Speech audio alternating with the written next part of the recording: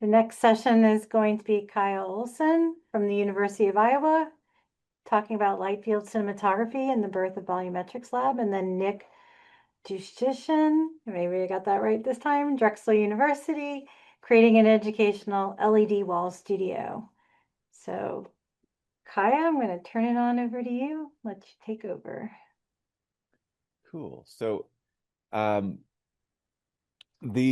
I have a short video I can share, but just to give you a little background on where this is coming from, and I can talk more about this afterwards.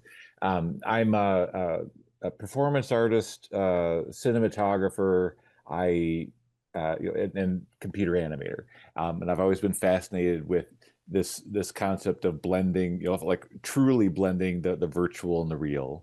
And that's led me to virtual production. It's led me to motion capture technologies, all these different ways that we can attempt to find ways to be embodied and yet also be in a virtual space. And all of them have limitations. Um, uh, uh, I love the idea of being able to perform and create a world that you can then also inhabit and be able to move through this. And I think we're all chasing this through all visual effects. Looking at the the volumetric imaging in general, where you can see what's on the screens behind you. The camera can see through this and see you in a different world. But again, it's not completely there yet. But where I really have been fascinated is this idea of virtual cinematography, in which you're chasing uh, photons basically, and trying to see through a camera and capture this all in camera and have it be an in camera effect. Where this got really interesting is a couple of years ago, with the moving from a stereo photogrammetry into Gaussian splatting, because it allowed us to be able to do actual Gaussian capture, and unlocked this new level that you would be able to have effectively a two-tier cinematography system. And in the way that I use it, it also unlocked a two-tier performance system, which is really fascinating. Um, but that you could capture a photographic scene and then enter that scene and be able to effectively recapture through the second generation tech. And that's what I think, Gaussian splatting really like opened up all these new doors for me and led me down this path. So if I give me a second here, I can queue up just a brief summary on what we've been doing at the University of Iowa. And I should be able to share here. Hello, everyone. This is Kaia Olsen from the University of Iowa. I wanted to take a moment to share what I'm doing at present with my undergraduate research team. We are devising a volumetric imaging lab to focus on light field cinematography. This is where we take 3D Gaussian splatting and actually bring it into the fourth dimension, effectively creating volumetric moving images. The team is deeply interdisciplinary. We have student researchers from dance, cinematic arts, engineering, and computer science. Each student has their own specialty they're focusing on. They might be exploring real-time rendering solutions. They might be exploring post-rendering solutions. They might be exploring how to choreograph for volumetrics, different avenues and game engines that already exist, as well as custom solutions. All in all, it's a very rich and rewarding project, particularly in that we're going to have a new space to move into starting this January. So stay tuned. So let's let Nick go ahead and present That sounds his, great. and then we'll continue the discussion afterwards. Awesome. That's really cool. I don't know whose idea it was to put me with Kai because it's like really difficult to follow that one up. But I'm gonna see if I can. I'm trying to share slides without it being too cumbersome. There we go. I am not a fast forward. I'm a slow forward. Okay.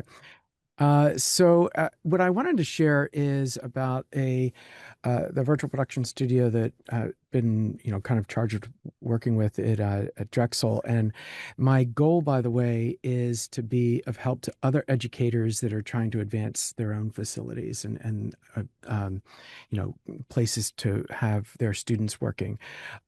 As a bit of a kind of a caveat, and hopefully this is coming through and you're seeing this studio development timeline now. And we moved into the building we're in 2012, and you can see in here that it is a very empty room.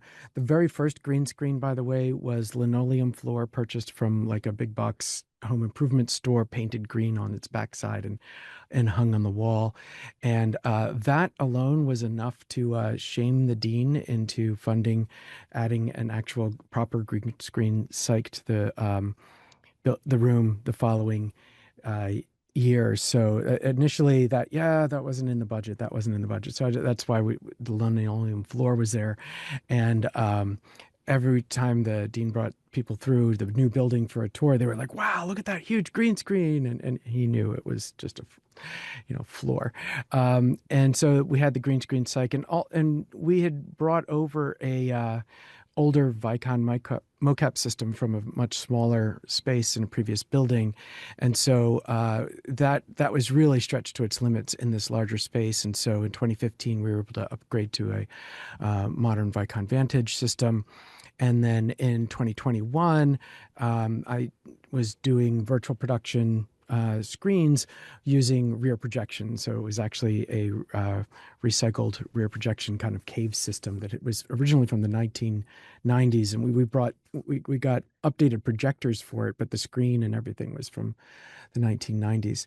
And this was really throughout much of this, especially particularly from like 2021 until the present, I was really advocating for an LED wall.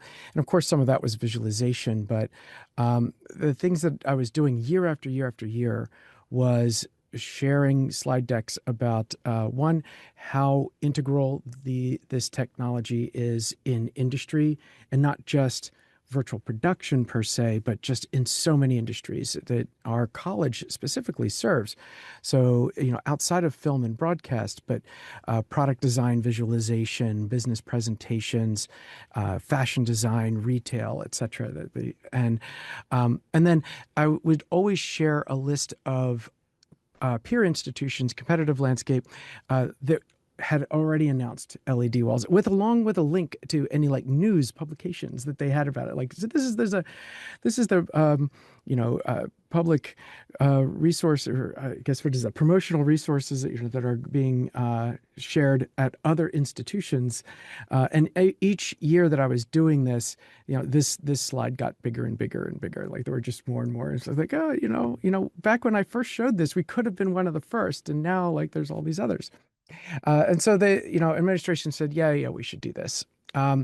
So in the beginning, March of 2025, it arrived. And I think, one of the things that I'll just share really quickly, one of the biggest pieces of pushback I got during the process of advocating for it, and what really inspired this talk, was that a lot of the pushback was these things are too complicated. You have to have so much expertise in this, and there's part of me saying like that's me, that's what I do, I have that expertise, but like, oh, it's too complicated, it's going to be difficult to do, and like we don't have the power requirements. And I really wanted to dispel a lot of those myths.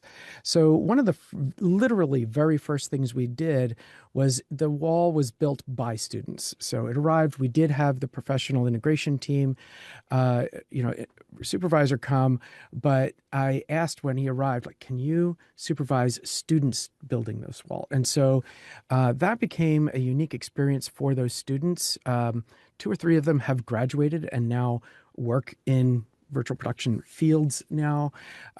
And we, of course, ended up with an LED wall. So the exact dimensions are about 20 feet by 10 feet. So it's not huge by virtual production standards by any means, but it is AOTO 1.5 millimeter pixel pitch. It's a Brompton SX40 processor, and there's a SilverDraft Demon, like the render box with a Quadro 8000. All of this is absolutely virtual production grade equipment, and getting to the point where we knew exactly what that would be and having that in place, that was a big part of the research process. But the thing is that as soon as we got this, we were using it. So this video, by the way, was shot within hours of the wall being turned on for the first time. And this is students with their own scenery. They had proven it out in rear projection setting and onto the LED wall with the new equipment, and we were doing shots. And throughout 25 we were doing lots of experimentation and showing that off. So both the rear projection paid off in that we actually, it just immediately segued into using the LED wall. But I still needed to deliver on the college level resource and multi-use settings. So we also use this as a backdrop for presentations. I actually use it as a Zoom room for hybrid meetings. So in this setting, this is I'll have people in person at this, conference table on wheels, bring that in. And I have like a virtual conference room setting that uses NDI video so that, we can have Zoom meetings up on here. But it is set up in such a way that students can walk in, and there's student clubs that have events there. Students can come in and just put whatever they want up on the wall. So a bunch of students that were K-pop Demon Hunter fans. And the secret sauce behind this that I wanted to share is that it is set up as a push button operation. So the main thing is that there is no mystical, facilities person that needs to be there to turn it on. With the size of the wall, there's 5 20-amp regular wall switches that you flip those 5 switches on and the LED wall is powered up. And that's all there is to it. Anyone from the dean's office, recruiting, can walk in and they can flip these 5 switches to power on the wall. And then there's a stream deck that's tied into BitFocus Companion. And it has push buttons. Like the main push buttons are, play a demo reel from one of the other, any department in the college. Put the logo up. And I've kind of improved them. This is an early version of it, but now that like the buttons are a little bit more graphical, so recruiting knows that they can just push this button to see an animation demo. And I use this as well in my own teaching, so I can switch between the various pan-tilt zoom cameras and such, and other workstations that are showing up on the LED wall or other screens in the room. And that secret sauce, BitFocus Companion, is free software that you can download. We have it running on a Raspberry Pi, and it's just always on. And, pushing one button, like this is one button selected, and this is some of the equipment. It's basically sets up settings for multiple pieces of equipment. So there's an SDI video converter, there's the Brompton controller settings, and then there's a video switcher that are all being switched. It's one touch of a button, and there could be like half a dozen pieces of equipment that are responding to that. And so that's what I really kind of wanted to share is the magic behind the curtain is that pitching this is something that the whole college could use, and then delivering on that pitch was a big part of getting that. And now everything that we add on is scrap. There was a upgrade of some other room, and there was a leftover power sequencer, which is basically something that you can have contact closure and it'll power on in sequence 5 or 6 different outlets, and we're using that for lighting and all. And so all of this stuff is getting integrated into BitFocus Companion so that we can automate the studio. And so there you go. That's my my thing. Hopefully I did it in 5 minutes or less. Wonderful. Thank you, Nick. All right. So now, Kaia, did you have something else you wanted to say before we start with the Q&A, or? Okay, you're good. All right. So I'm going to then ask Kaia a couple of questions just based off what you said. So yeah, so I find what you presented today fascinating. It kind of reminded me a little bit of like the whole matrix bullet time Right. effect going on there. Yeah, so what do you think, you're working with the constraints of educational equipment, limited hardware, and simplified pipelines, but those things actually shape the creative and pedagogical outcomes that we do. So was anything that occurred in this process surprise you? That's a good question. I think that part of being in this field is not knowing how to do something, but going for it anyway. So I think that yes, surprises come along, but usually it's like really pleasant surprises. Oh, that thing that we thought might not work actually worked the first time around. So when you come into this and everyone puts their brains together and things actually, work out pretty well. What I tell my students is like, listen, we're going to try this thing and we're going to put all this time into it, and I have no guarantee that any of it's actually going to come out. So just so you know, we're probably going to have to do this a second time and maybe a third, maybe 10, but let's see what happens. And there'll be like we'll be in the middle of a test and a shoot, and I'm like, I just with everything happening here. I don't think we're going to get any success out of this. And then like we'll take it back and work on it and it actually works. And so like I've been kind of a naysayer on set. So my surprises have been we've actually been able to move faster than anticipated, uh, which has been good. But I think it also is I have to give a shout out to my undergraduate researchers. I mean that they absolutely are willing to ride that wave. And so thank you all. I think that you do amazing work. But I think because everyone's willing to give it that hardest effort no matter what is I think what makes it work out. So Yeah, I think that's one of the most rewarding experiences as being an educator is watching the passion and the determination come from the students, That's great. yeah. I'm gonna go to Nick and ask him a question, and then we'll come back to Kaia. So you describe your LED wall as being usable by everyone, without compromising high-end performance. So what is the hardest trade-off maybe in designing a system that's both one button simple and capable of precision virtual production workflow? Is there anything you had to Ooh, sacrifice? really good. So thankfully there wasn't a whole lot in the way of sacrifice, right? So the main thing is that virtual production technical demands are well, I guess they fall in an area of precision. And so there is part of the integration of the system is we also purchased a proper Genlock synchronization clock. And I kind of share and joke a little bit that clock is something that I've wanted for long before LED wall virtual production was a thing. Like I've worked with Genlock when I was in feature films, and the answer was always like, no, we're not spending over $10,000 for a clock.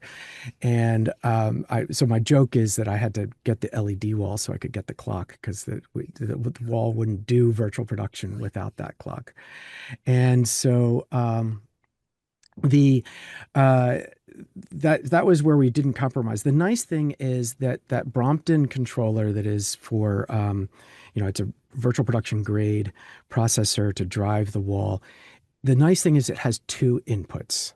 So the render box for virtual production is plugged. There's nothing but cable between the back of that GPU that's on the clock, on the Genlock clock, to the back of the Brompton that's on the Genlock clock.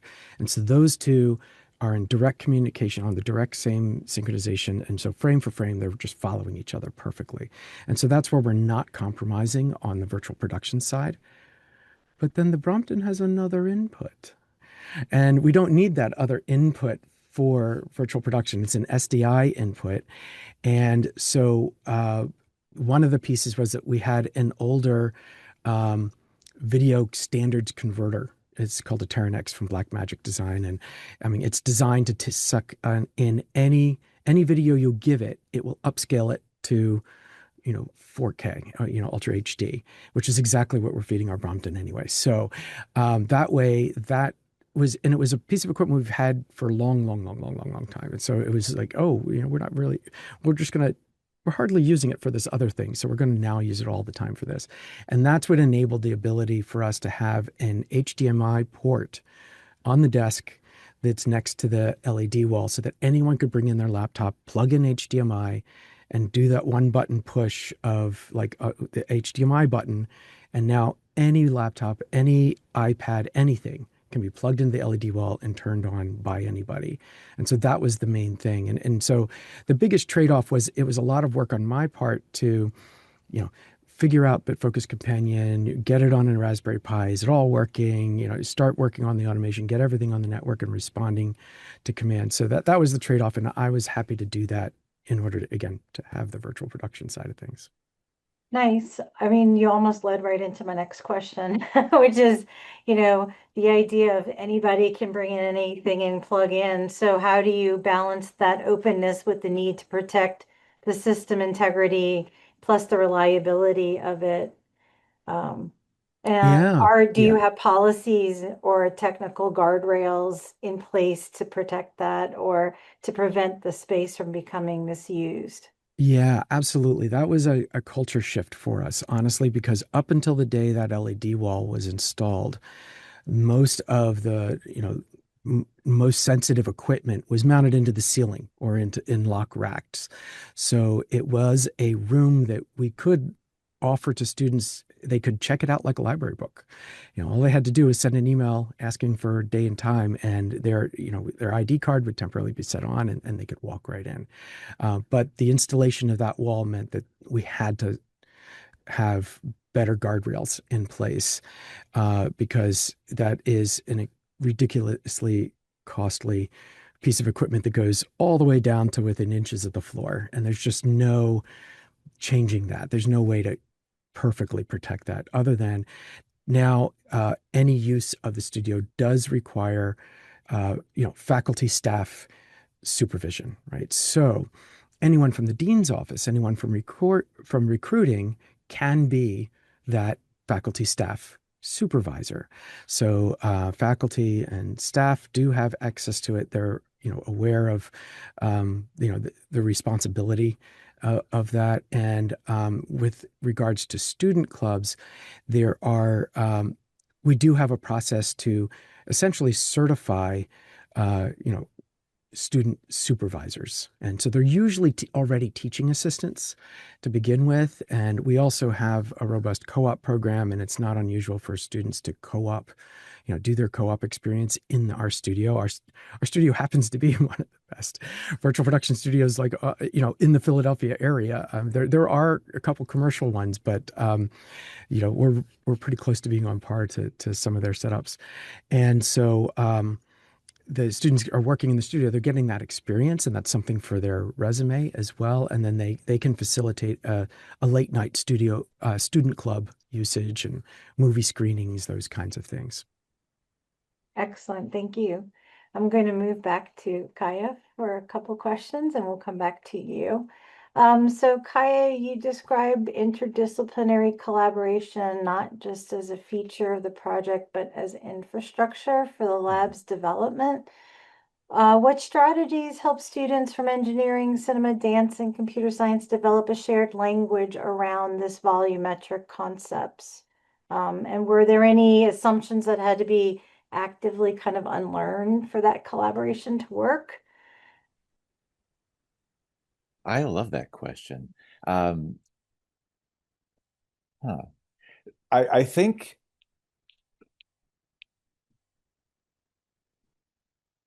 I teach most of my classes this way, and I absolutely lead this group with this idea that uh, we will learn how to do this together. This is absolutely a co-learning environment, and all of us don't know something in order to get this done, and all of us do at the same time. So by working together, by sharing this, but also being willing to accept that I may not know how to do something, but I may not know how to do it yet, is actually the most important thing. That yet is like the single most important word in my pedagogical library. So.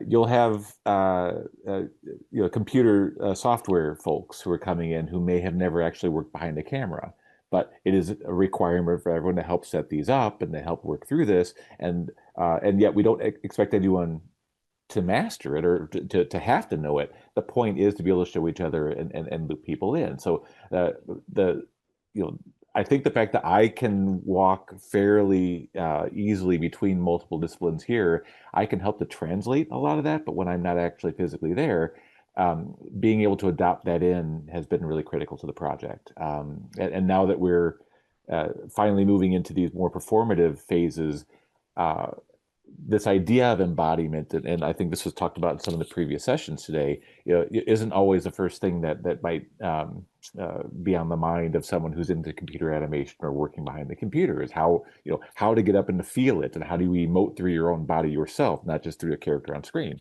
So being able to also work with that language, in an environment like this, to teach it, to share it, and to be involved in it, and to learn from each other is just critical to it. Thank you for that. So my next question for you is also kind of about this birth of the lab over finished system kind of idea. So Yeah. do you have any advice to give to educators who want to introduce emerging technologies like volumetrics into their curricula before any workflow is stabilized or industry standardized? I think that you should work with what you have. I loved seeing what Nick was talking about, starting off, yeah, we have some linoleum tiles, so we're going to start there. um, there are solutions that are available out there, and they're very expensive. And if you are able to get funding for that, more power to you, because it saves you a lot of energy. But I think that having to make something without that budget and being able to think cleverly through that, and how can we achieve this goal? What can we sort of work through this is the point. It's, let's solve this problem together. So, we did not rush out to buy cameras. We were able to draw upon some on an occasion with specific timing and specific windows of time to do this. And I think that one in that video, one of the funniest things about that is that many of our shoots when we were starting off this, where we would have to come uh, in the last hour or two of a Friday and begin building our studio, and then assemble every camera, get everything all taken care of, and then film this, and then take it all back down and return all the gear. So the lab existed for this very small window of time. So it was a lot of effort for a very short window of shooting. But having to go through that process and refine that process again became part of the pedagogy. How do we, what are things that are causing us to lose time? How can we make this more efficient? Are there ways that we can think technologically? Can we, how can we link this process or on the back end be able to go through and do this? So really, this idea of having to build a lab from scratch and treating it like a startup almost enabled the best results, because we were actually responding to the active on, we were responding to the needs of the project that we were creating in real time. So I could definitely see how that would be invaluable to the students as a learning process, not just the creation itself. yeah. Excellent. All right, back to Nick. And we'll come back to Kaia. So Nick, you note that the studio has become a highlight for tours and recruiters and external visitors. How has the visibility of the space changed the perceptions of virtual production and real-time media now at your college? Still developing. It's the best I could say. I mean, it's not as divisive as AI, I would say. But it is definitely still an under the radar type of thing. The college has shared that it exists. It's definitely part of tours. We talk about it, that sort of thing. But if it hasn't been put in front of someone and they haven't stumbled across it, it is still an unknown. It's not at all uncommon for me to have, like, I'll have the door open and I'll be doing some work, and some student will just poke their head and is like, "What is this?" I'm like, "Oh yeah, come on in." And it's like, "This, we can do that. This is here." Like, yeah, we could do this.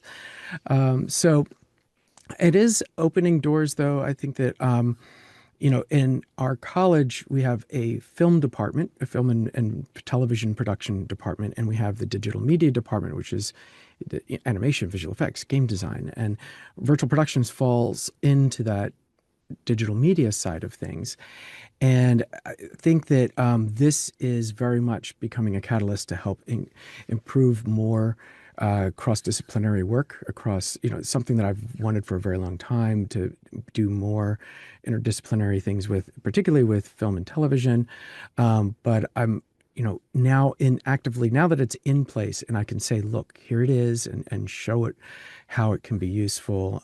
It's also beginning to spark interest with interiors, architecture, fashion design. We could let's try some digital fashion, or even just photography. There's a lot of students that are coming in to use it as a photography setting. We're collaborating with our athletics department far more. So sometimes that's bringing the athletes in and doing the sizzle photography, sizzle videos of the athletes, and we're also now producing a live halftime show for the basketball games, and so we'll do a live, professional style sports broadcast with this all digital set, and we're tied into in the basketball stadium is a couple blocks away, but we're getting a data feed from the scoring system, so we actually have live scoring data that we're integrating, and all of this. And by the way, this is one thing that I have to highly commend Kai for, is involving students in something that you're never tried before. And I think that that's such a tremendous learning experience for students to see the experimental nature of, like, okay, I didn't need to know that it was possible or that it could be done or how to do it before I started doing it. And I highly encourage students to do that. And so when we started the halftime show last year, before we had the LED wall, we did it all green screen. And I told students at the start of that, like, we're going to set this up and hopefully make something that works. And it was really successful, really rewarding for those students. And now we're doing it with the LED wall. And so I think that I would highly encourage other teachers to do the same, is to just involve students in the process of learning ourselves, and be vulnerable that way. Like, hey, this might not work. I don't know if this is going to work or not, but we're going to try. And they're going to learn from that experience of experimentation. They're going to learn from witnessing something that didn't work the way we hoped, but then, maybe we could do something else. And like, what's the other, that problem solving process, it is tremendously valuable for learning. Thank you. Yeah, that's for sure. Both of you have that commonality between your two projects that I think is very invaluable. So before I've got one more question for both of you, but I don't know if anybody's putting anything in the Q&A. I haven't seen anything. There is a question in the Q&A. For some reason, did I'm it not show seeing up for you? it. Okay, I could read it off. It's for Kai. So Oh, okay. yeah. Okay, well, But hold that thought. you and ask your let me question first. Ask your last question first, and then we'll go back to Kai. Well, follow up with the last one, actually. So I guess as a follow-up and then a final question. But do you find that your administration is more supportive of what you're doing now? And is it potentially like they're looking at the future as far as expanding this wall, or it's too early to tell? Nick, that's for you. Oh, Sorry. no, I thought your question was going to be No, for Kai, and so I no. was busy reading the next Oh, no, question. I'll repeat it. I'll repeat Go it. ahead, sorry. So yeah, do you think that now that it's part of the tours and everything, is your administrative more supportive of what you're doing? Oh, I mean, I'll have to say that I've been really insanely fortunate that administration has been very supportive. I mean, there's no question that the sheer cost of something like this is a big obstacle. And, I think the administration was actually behind it before the general faculty of the college was. And that was, Wow. because it is a college, there's, faculty oversight of things. My joke was, that the administration was behind it, but first everybody and their cat needed to be able to make comment on it, and there was committees and all for absolutely, good cause. I mean, I think that it was very beneficial. It gave me much more insight into what others were thinking as well. And so yes, I mean, administration is supportive, but they can only be supportive to a certain point with, budgets and things like that. And that process, I'll say, was also, there was one tremendously valuable bit of insight when it was first turned on, and students were using it and all, and the dean was excited that it was on, and he brought in a whole bunch of people from various points of administration, and one person kind of leaned over at me, like they're looking at it, and it's 20-foot big display, and they just kind of leaned it over at me and just said, "Okay, I'm sorry, I don't get it. Isn't this just a really big TV?" And I was like, "Oh, wow." And like, how do I explain this? Like, I just shared a whole slide deck of like all these things. But it definitely opened my eyes. Like, would I work with day to day and just take for granted how important it is, how, like what an achievement it is, all this kind of stuff. It still needs to be explained to a general population, and the importance of being able to provide that explanation. And I was able to address the question, and they were like, "Oh, okay, yeah, now I get it. I get it." Um, but the so it's good to have that oversight, and so yeah. Excellent. All right, so just based on the time, we're gonna go ahead and shift back over to Kaia, and I'll let you ask the question that's in the Q&A because I can't Oh see it. yeah. Okay, so this question comes from Lynn Gonzalez, and Lynn shares that Lynn too has a deep fascination with blending virtual and real, and asks, what benefits do you think Gaussian splatting brings in regards to building and maintaining presence over other methods of and techniques of digital visualization? And also, how is your work realizing those benefits? And also wanted to express how much they love uh, ULIWA alum. I guess is that, yeah, UIWA alum. Oh, look at that. You're Okay. muted, Kaia. It's the U Iowa alum. Yeah, that's what I was Yeah. going to say. So first of all, Lynn, awesome. I think you should shoot me an email because we want to talk to any alum from U Iowa. Um, but I because of I love the sort of alchemical nature of photography. It's kind of magical. You put light through a lens and somehow you actually are able to capture and manifest this image on the other side. And I just love light, and I like loving light and shadow. And so everything I do is with this, just trying to capture the visuality of stories and visual storytelling.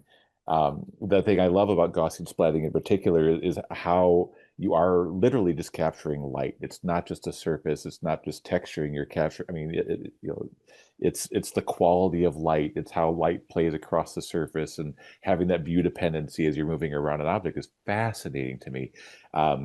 So to me, it feels the most like I am capturing a real performance that I can then take into the real world as even uh, though you may have motion capture capturing the underlying movement. This is about how it renders in the real world, and then taking that and rendering it in the virtual. So the limitations you bring, the lighting, traps that you set for yourself, where you have lens flares, you can't really, you can't technically hide where these sources are because they are embedded in the source photography. So that all becomes artistic fodder as you move forward. So some of the it's the whole thing. Like I talk about, when you're on set, you can see everything and you're curating this very specific view for a single eye, which is the camera, and that's what the audience always sees. Here we're really breaking that. You no longer have that sort of singular perspective, so some of the magic of movie making gets broken, but unlocks this whole new door to be able to create new illusions, if you will. And I don't know if that answers your question, but just from an artistic standpoint, I think, which is where my leanings tend to go first. Technically, it comes with its own concerns, because even with all the beauty of the technology, you end up with floaters and things that you have to clean up, and so it has its own processes where you're trying to get as pristine an image as you can with a fuzzy boundary. So it's not like you're getting the cleanest mesh. You're still working with this somewhat abstract thing. But I think, again, getting artistically and philosophically, the thing I love about that is I think humans have an indistinct aura, and I think that we're constantly sort of blurry and never in one single state, and it's nice having something that captures that energy. So I think it's very true to performance. So that's all I'll say about that. But again, look me up and give me a shout out. It was great to have you in. I Nice. have a question for Kai, if I'm Okay, we allowed to have ask. 3 minutes left, Nick. Yeah, Yeah. okay. So my question is, how, what's the longest Gaussian splat 4D longest single shot that you've been able to make with your students. And then how long did that shot take to create from you did it in the real world and now it's a finished virtual world product? Mwah. Yeah. Um, about 30 seconds. Oh, that's impressive. At what Yeah. frame rate? I'm sorry, I should have. No, so uh, in the end, we are still working to output at like a film res. So we're doing like trying for a 24 or 30. I think in this case we were working with a 30. Mhm. Um, we heavily super sample, so this is the final result. Um, but from capture to that full length, probably a week of Okay. just solid computation. Um, and that's it depends on how much processing you do on the final splats. So what I had a minimal set that I was working with, so we could get it in a week. I read it a second set. This is one of our last captions when we were talking about towards the end of last semester. I let the second set just cook basically over our winter break. So that was probably about 30 days. So, but And is go that ahead. compute happening on campus or is that Yeah. in the cloud? Yeah. Well, yeah, we're most of what we're doing right now is building systems so that we might be able to tap into higher level high computing to help in that regard. So we're doing this as slow, we're doing it slow and steady so that we can hopefully speed that process up smartly, and we're not just using cycles for no reason. That's a great question. Thanks for so much. I mean, I'm just absolutely fascinated with your project. That is just really cool. I'm yours. I love the you get. I don't know how you got to do a one button stuff, and I just wanted to tell you, I am so impressed you were able to come up with this board system to be able to dial this stuff in. So thank you. Oh yeah, no, I put a link to the software. It's just yeah, it's doable. Anyone can do it. Try a little. It'll make you feel good. Well, thank you both so very much for this engaging and just fascinating talks. And we are out of time, so I'm gonna hand it back over to Nick for the next part of the program, which is talking about SIGGRAPH 2026. Oh yeah, absolutely. All right. Thank you so much, Cheryl. You're such a fantastic host. I really appreciate it.